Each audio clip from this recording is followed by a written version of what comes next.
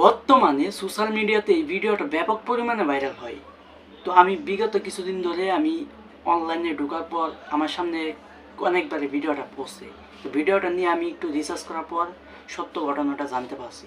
তো এই ভিডিওটা নিয়ে অনেকে অনেক রকম উল্টাপাল্টা ভিডিও বানাচ্ছে, কিন্তু কোনো গুজবে কান দিবেন না। সত্য ঘটনাটা কি আমি আজকে প্রকাশ করে দিচ্ছি। তো ভিডিওটা যার যে রেকর্ড করছে আমি তার সাথে কথা বলেছি।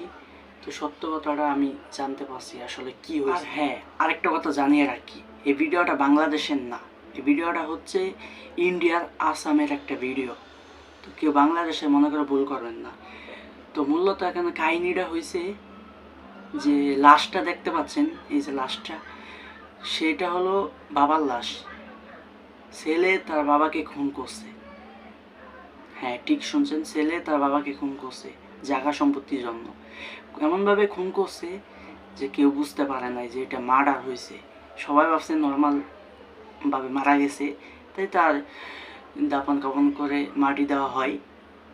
তারপর তদন্তের মাধ্যমে জানা হয় যে সেটা নর্মাল মৃত্যু না, তাই তার লাশটা দ্বিতীয়বার কবর থেকে তোলা হয়। তো তোলার সময় কোনো এক ব্যক্তি এই ভিডিওটা মোবাইল ফোনে ধারণ করেন। তো সোশ্যাল মিডিয়াতে এই ভিডিওটা ব্যাপক পরিমাণে ভাইরাল।